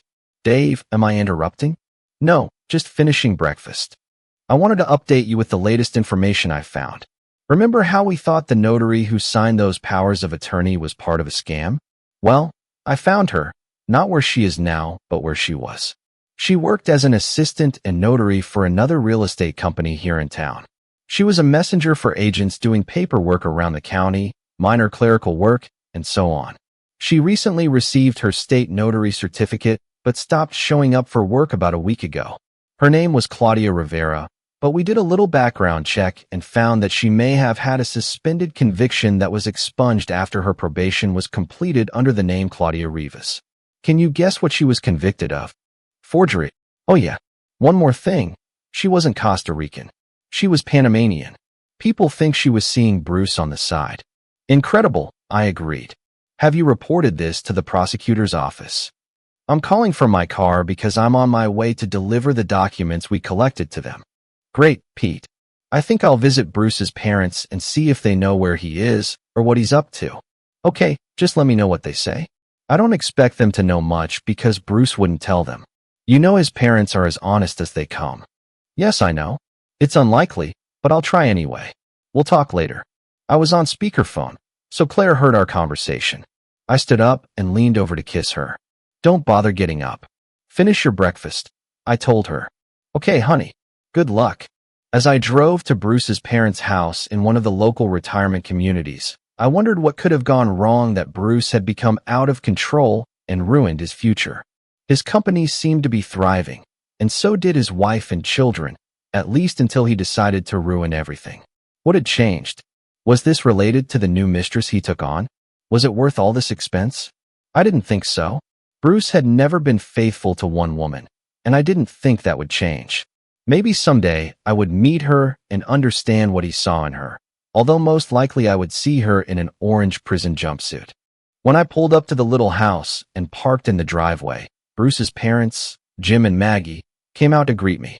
The cottage was nice and built quite recently, about 10 years ago. It was probably new when they bought it in this over 50 community. Maggie came up to me and hugged me tightly. "Dave, it's so nice to see you." Jim shook my hand and invited me inside. They offered me coffee and Maggie's homemade blueberry muffins, but I declined, saying that I had just had breakfast before arriving. We chatted a bit. They asked about my parents, how they were doing, and how work was going on the ranch. I asked about their life in the retirement village and whether they were enjoying being grandparents. After a while, they looked at me, knowing why I had come. "Dave, a deputy came by yesterday asking about Bruce's whereabouts," as he put it. "We should have told him the same thing we're telling you. We don't know and haven't heard from him in about 2 weeks. It's not that unusual. He doesn't call us all the time and doesn't come often, even though we live only 5 miles from the Grove." It sounded a little sad, but it's not that unusual these days for kids to ignore their parents as they get older. "Did anything happen to cause Bruce to change so dramatically?" I asked. Jim answered, "Well, he was diagnosed about 6 months ago." "What was it?" I asked. Maggie replied, "It wasn't multiple sclerosis or Parkinson's. No, he was diagnosed with Lou Gehrig's disease, or ALS, as it's called now, since no one remembers Lou Gehrig anymore." "Oh, I'm so sorry to hear that," I said. I knew little about ALS, but remembered that the course of the disease was usually 3 to 5 years, although with recent treatments, it could last up to 10 years. This is a terrible condition where your body deteriorates before your eyes. You gradually lose the ability to eat and eventually breathe and die from suffocation. I thought knowing that the future would be so bleak might have untethered him from his moral compass, although I wasn't sure Bruce was ever committed to what most of us consider the straight and narrow path. We talked a little about Bruce's condition, and one piece of the puzzle fell into place. His parents told me that about 6 weeks ago, he mentioned he was going to start fulfilling his bucket list and that they might not hear from him often.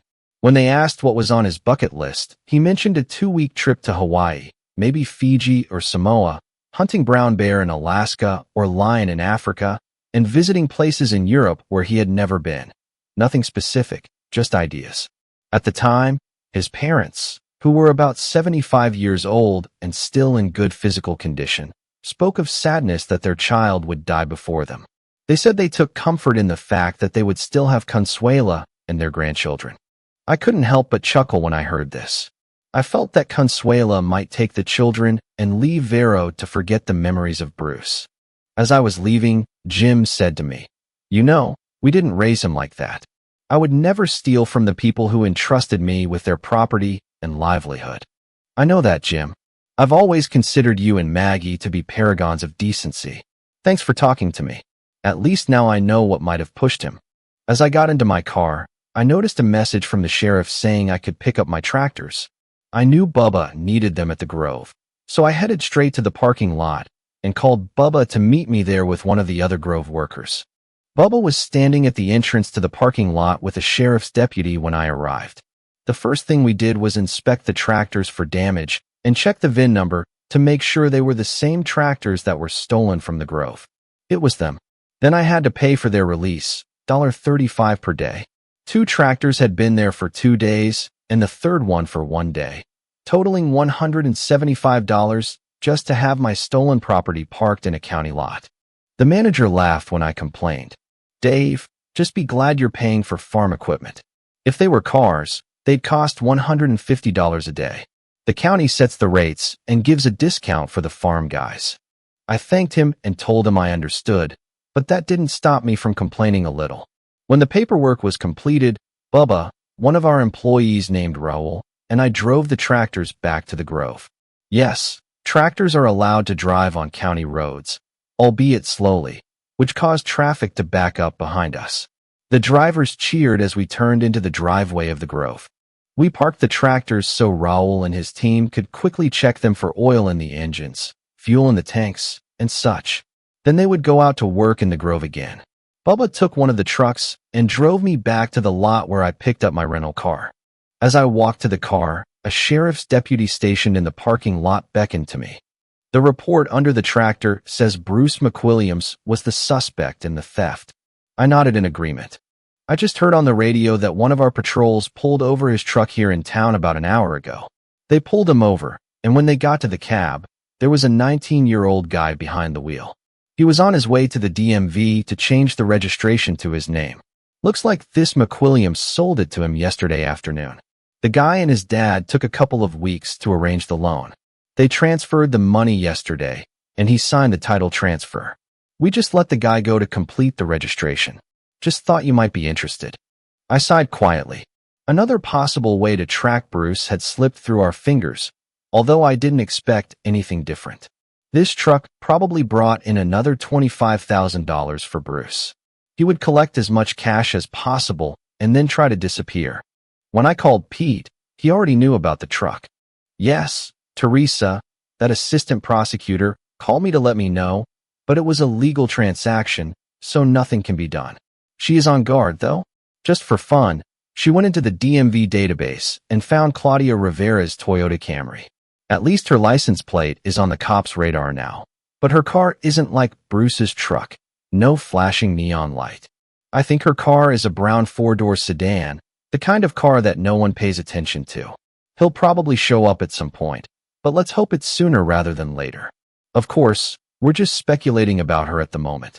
She might not have anything to do with Bruce's scams at all, but I doubt it. After I hung up, I headed back to the cottage on the island. I thought Claire and I would have dinner there that night, and then fly back to our home in Tennessee in a couple of days. I couldn't think of anything useful to do at the moment. Everything was in the hands of the police and the prosecutor's office. When I arrived and was just getting out of the rental car, Claire ran out of the house. "Dave, Consuela just called." She sounded like she was on the verge of panic. She seemed scared for some reason. "She couldn't reach you. Said your phone was busy and didn't go to voicemail. She asked that you call her back ASAP." I went into the house before calling her back. "David," she whispered, as if afraid she might be overheard. "Those bankers, or whoever they are from Panama, called half an hour ago. They said their plane had just landed in Miami and that they would take a car and come here tonight. I told them Bruce wasn't here and I didn't know where he was, but they said it didn't matter. They said Bruce told them to come and that I would show them a good evening. The Panamanian said Bruce mentioned intimacy with me, and they are looking forward to the same. He said they have pills to make it the best night of my life, and the boys are with me tonight. What should I do?" I quickly thought about the situation. "Give me a minute to make a couple of calls, and then Claire and I will come to the ranch, okay?" "Okay," she said, "but hurry up." My first call was to Pete. "Pete, do you have the number for that assistant prosecutor?" "Yes. She's probably already left the office, but I have her personal number." I told him about the call from the Panamanian bankers. "I think it will take them about 2 hours to get here from Miami. That's what I'm proposing, but it will take someone with a little influence over the sheriff." I shared my plan with Pete, and he said he would contact Teresa and they would be ready. Claire and I got back into the rental car and drove to the ranch. I saw Consuela peeking out from behind the curtain to make sure it was us before opening the door. When she opened it, relief was visible on her face. Claire walked to the door, and they hugged. Consuela was so happy to see us.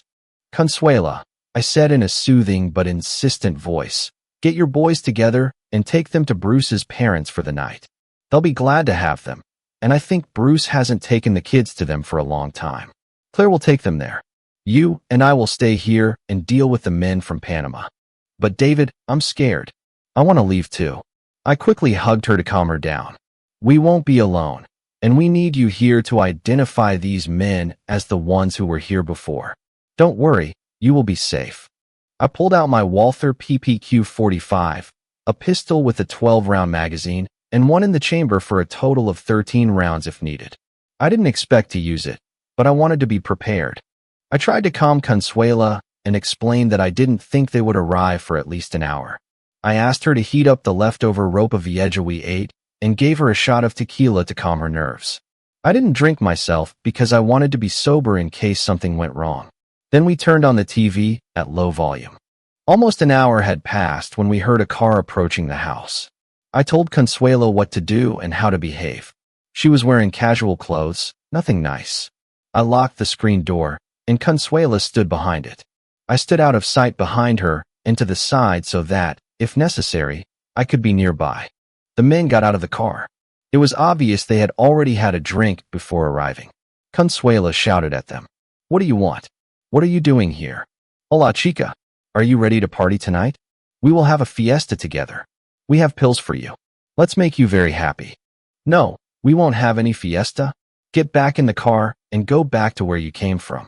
They began to behave aggressively. No, no, no. Bruce sold you to us for the night. You're our society girl tonight.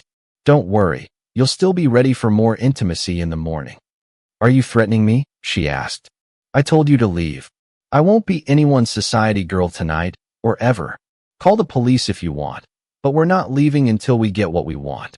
Are you threatening me? She asked again. I told you to leave, or I'll call the police.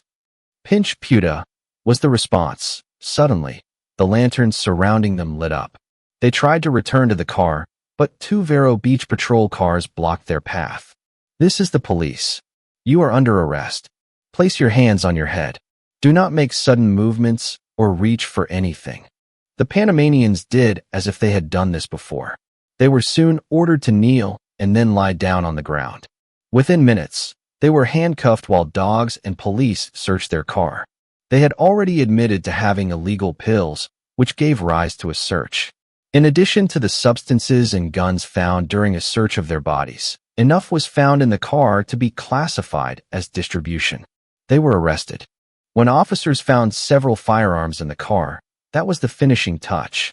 They were taken to the county jail for questioning. Teresa Silva approached the house while the arrests were taking place.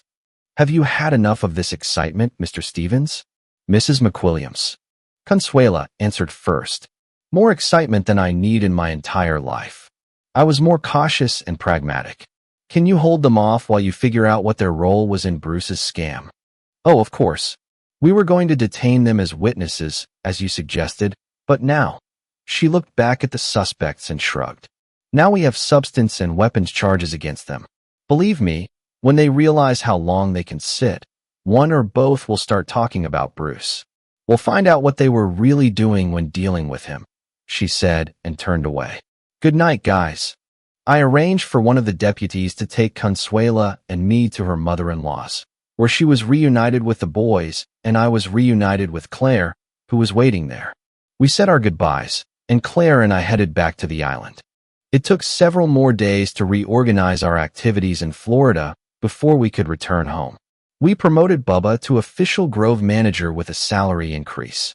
I figured he was already doing most of the work, with Bruce coming in from time to time to make final decisions. Since Bruce's company went out of business, we hired Consuela to take on additional duties that Bruce had previously performed. After harvesting the crops and sending them to either the packing house or the juice plant, it was her job to ensure the process was completed.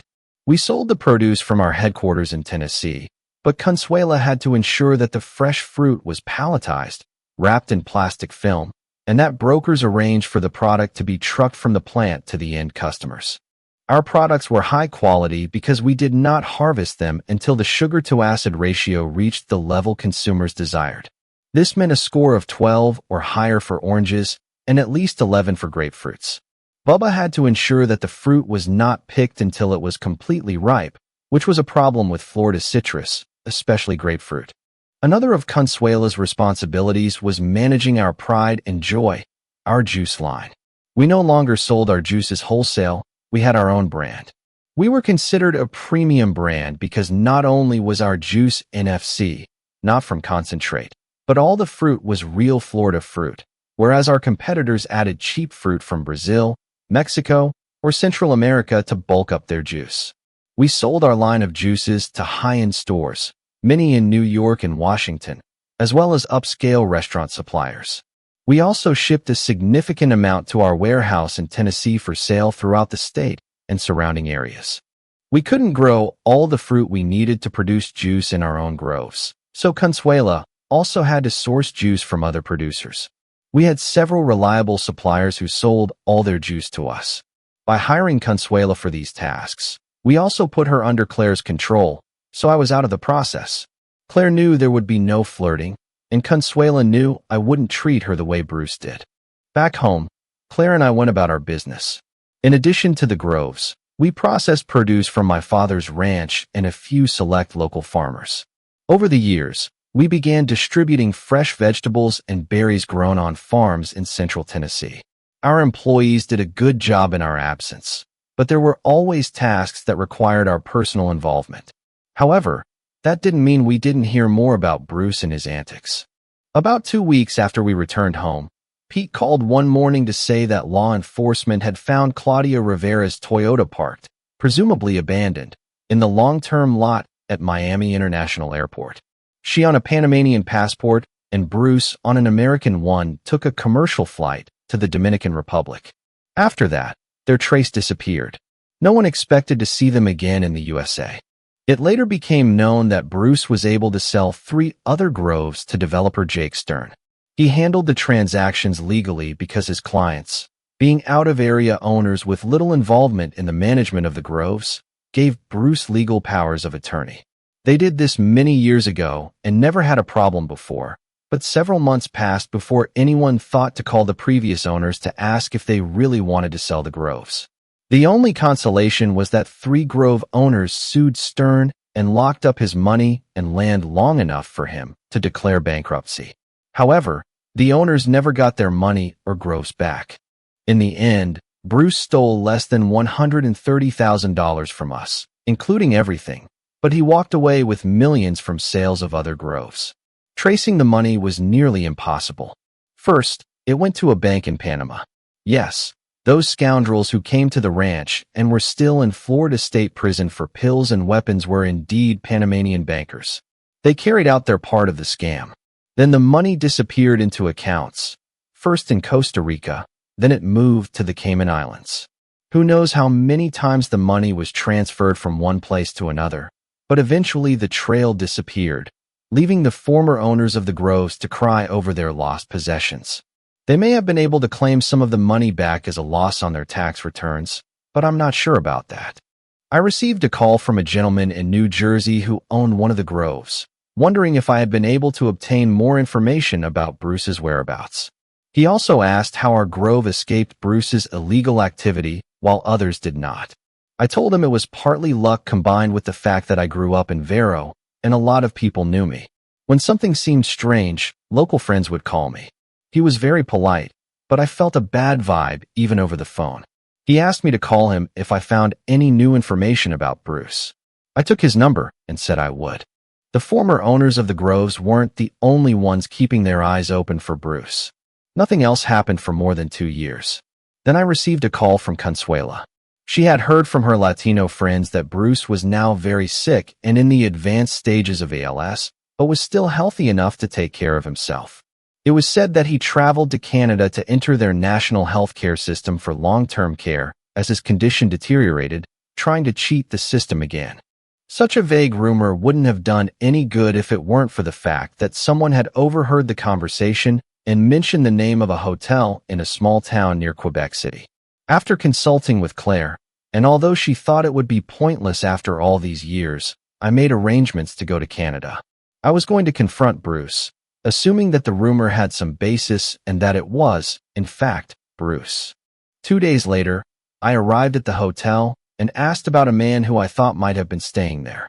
The hotel manager was very concerned about the privacy of his clients, but the pair of Ben Franklins in the palm of his hand not only confirmed that such a person was staying at the hotel, but also gave me the key to his apartment. He was at dinner when I arrived, but was expected back in an hour. I was sitting in the dark when the door opened and the tenant came in. At first, he didn't notice me, but when he turned on the light, he suddenly saw me. God, David, you scared the crap out of me. Hi, Bruce. It's been a long time. Bruce sat down in the second chair opposite me. Dave, you look good, he remarked. Bruce, you look like crap, if you don't mind me saying so. Bruce looked thin and haggard, about 20 years older than he was. Yeah, Bruce sighed. It sucks. It really does. According to the doctors, I probably only have a year or maybe 2 if I'm lucky. This is what ALS does to you. Even now, I have to eat soft food, a lot of soups and baby food, but at least I can feed myself. I don't know when, but I will probably need a feeding tube. Thankfully, Canada's National Health Service will keep me until the end without my paying.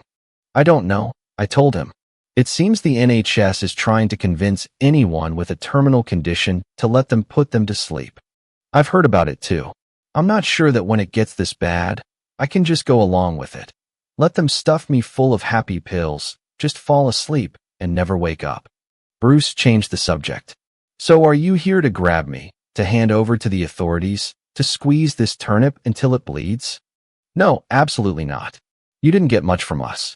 We have restored and repaired most of what you did, I replied. And what? Bruce asked with genuine curiosity. I just want to hear the reason for all this from your own lips. Do you want to record my confession to reproduce what I say in some court? No. Honestly, I want to know why you betrayed and backstabbed every friend you knew since childhood. I want to understand how you could make your parents feel ashamed and sorry for all their lifelong friends. I want you to tell me why you first abused your wife's trust and honor and then abandoned her and your boys, simply leaving them alone. Bruce chuckled quietly. You're not asking for much, are you? Okay, I'll tell you and explain it the way I see it, but it's a long story and it goes back a long time. I nodded. I have plenty of time. Bruce laughed again, probably more than me. Suddenly, Bruce became more serious. He leaned back in his chair, relaxed, tilted his head back, and closed his eyes. Then began to speak. One day, I looked up the definitions of a psychopath and a sociopath. I'm not sure which category I fall into, or maybe I'm somewhere in between. I'm not sure there's a clear distinction between the two. I think it started when I hit puberty. I remember thinking that rules are for fools, and I thought of all you virtue is its own reward types as fools, including my parents. I realized that I needed to keep my mask on and hide the real me from the world. If I did that, I could get away with almost anything until the very end, when I hit the jackpot. That was my only rule. Be smart, don't get caught. Most of the time, I was stupid and impulsive. If I saw something I wanted, I just took it. But at some point, I realized that if I continued doing this, I would eventually get caught. That's when I realized I needed a plan, my own set of rules, not to conform to the demands of society, but only for my own protection. I call this my number one concern. First of all, don't be greedy. If I were to find a woman's jewelry box, I wouldn't take the most expensive piece of jewelry or the truly unique piece, and God forbid any heirloom piece. I would take a set of gold earrings or maybe a gold ring with a couple of small jewels, things that could take months or even years before they are missed. If they were missed, people would think they had lost them and simply wouldn't be able to do anything about it. They would only have vague memories of them. They'd just gotten lost, and it was easy to get rid of them because they were nondescript. Remember that gun you found when I was selling it to that guy from Fort Pierce? This was an example. The gun was in a box on one of the boats in the harbor, tucked in the back of a drawer, covered with some shirts where people wouldn't see it unless they were looking for it. I could tell the owner of the boat had not used it for a long time. I don't know if he ever knew it was gone. If he looked for it, he wouldn't even remember what he did with it and would think he moved it and just couldn't remember where he put it. You almost caught me that time. I didn't expect you to show up later, and the gun has long since disappeared. I know you were suspicious at that moment, but I had my story, and you still gave me the benefit of the doubt. I don't want to sound like I'm bragging, but I fooled you all and had a good time with women. This is a completely separate topic. I could pull women's panties off. Of course, you know I've always been attracted to Latinas. Even after I got married, I never stopped sleeping with other women. Sometimes I would betray some of the boys' mothers. Remember Matt from the football team? I did this a couple of times with his mom. She liked it. She wasn't Latina, but she still let me do whatever I wanted. She was one of the original cougars and just loved being teased. God, they were so easy to manipulate. Consuela was different. She was smart, and I wanted to have children, so I treated her differently. I married her, which convinced her that I loved her. I mean, she still allowed me to have everything I wanted, but I imposed restrictions on myself. Until the end, she was just another woman I lived with and could have at any time I wanted. Then disaster happened. I've always been coordinated and in great shape, so when I started having problems with my balance and strength, I knew something was wrong and went to the doctor. He referred me to a specialist who tentatively diagnosed me with ALS. The final diagnosis, he said, would take time, but I knew in my gut that he was right. It was a death sentence, and there was little that could be done. Medicines do not add years to life, only months. I was told that realistically, I had 3 to 5 years before my body would shut down, and I would suffocate because my lungs could no longer breathe. I guess that's what made me furious. Bruce fell silent for a full minute after these words. I told my parents but asked them not to tell anyone, not even Consuela, about the diagnosis until we were sure. I had already been sleeping with Claudia for 6 months before I found out about my ALS. Claudia was an infomaniac, if such a thing exists, and she was so perverted that even I was amazed. The idea of selling the groves came to her first. I mentioned that I had powers of attorney from the owners of the 3 groves I managed, and she started making plans. How much, she asked, could I get for selling these groves? She worked for a real estate agency and knew some developers who were trying to buy land to build houses in the area.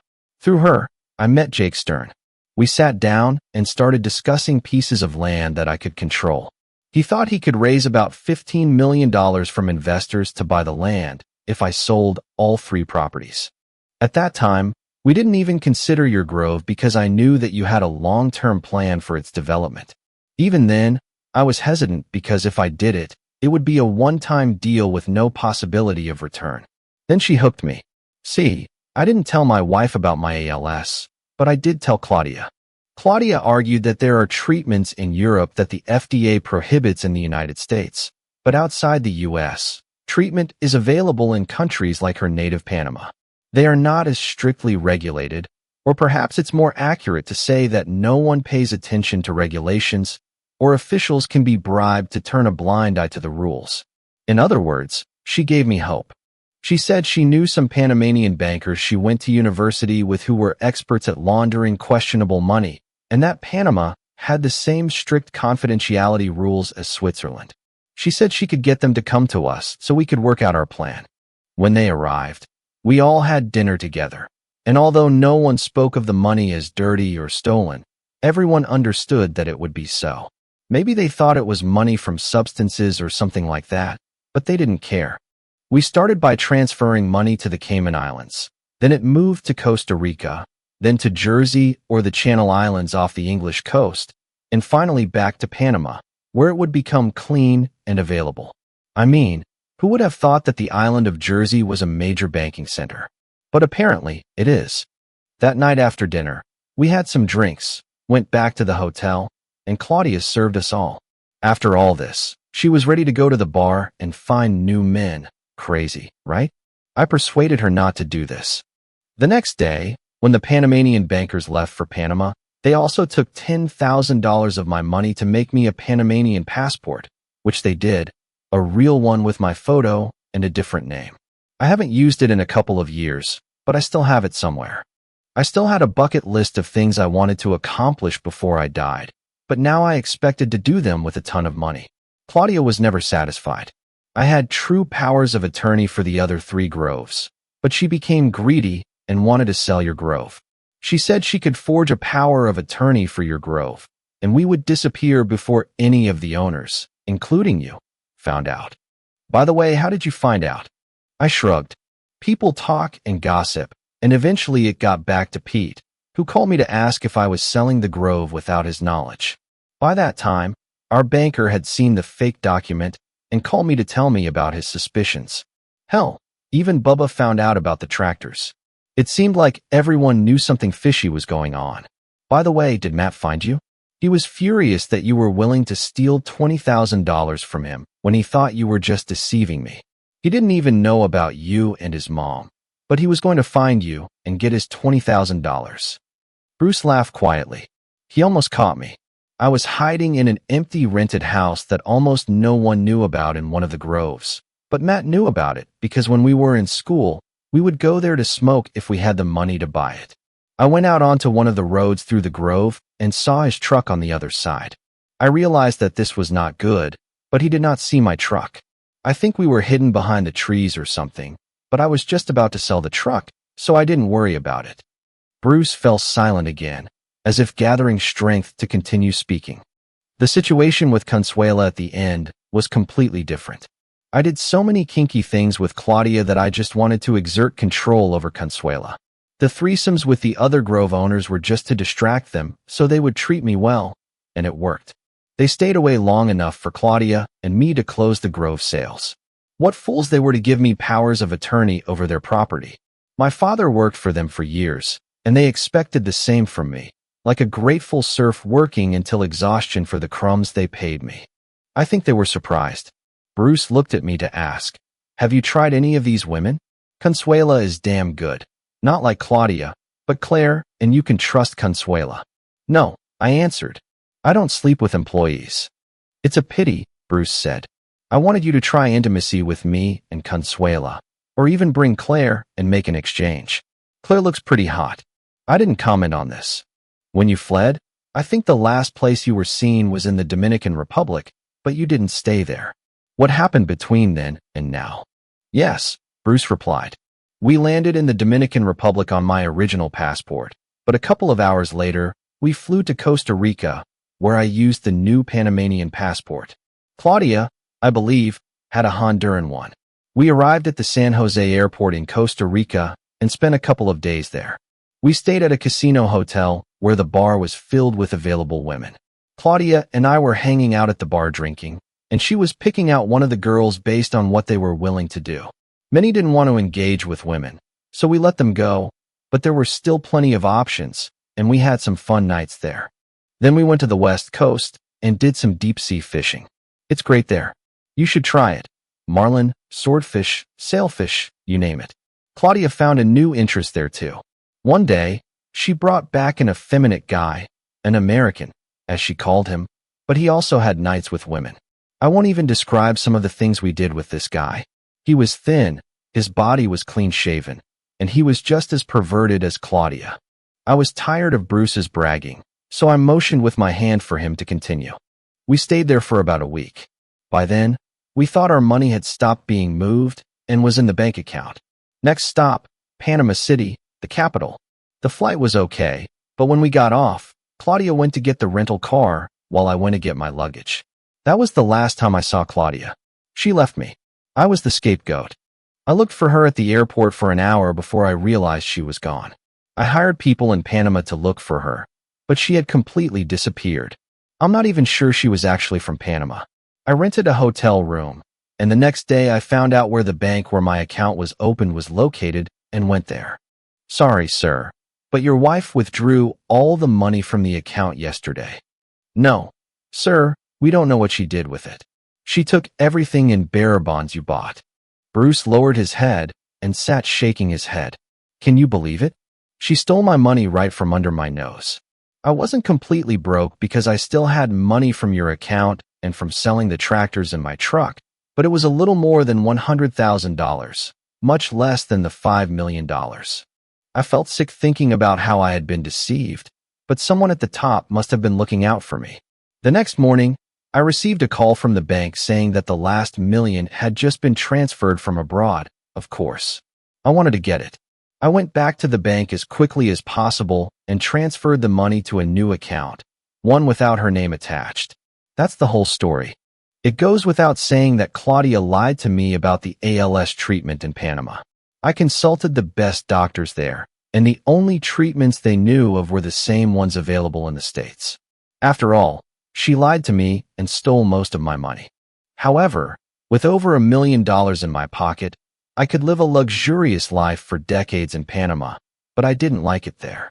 I moved at least every month, and more often if I thought someone was getting too close. With the remaining money, I was able to buy Canadian documents that would pass muster unless there was the most in-depth investigation, something only intelligence agencies could conduct. Nobody cared enough about me to try that hard. Maybe I'm paranoid, but there were a few times when people seemed to ask questions about me that made me nervous. Leaving the country with a new name seemed reasonable. So here I am. I think I should change hotels now. If you can find me, other people can too. You said you weren't going to turn me over to the authorities, right? I nodded. No point in doing that now. I just feel pathetic for calling you a friend for most of my life. Do you remember that girl, Connie Lopez, who took my virginity? Certainly. She was hot. I was with her long before you.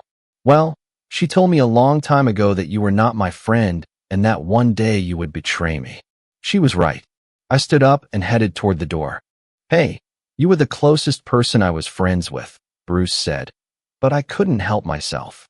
I told you, after all, I'm a psychopath. He was still laughing as I closed the door behind me and walked down the hallway to the front desk.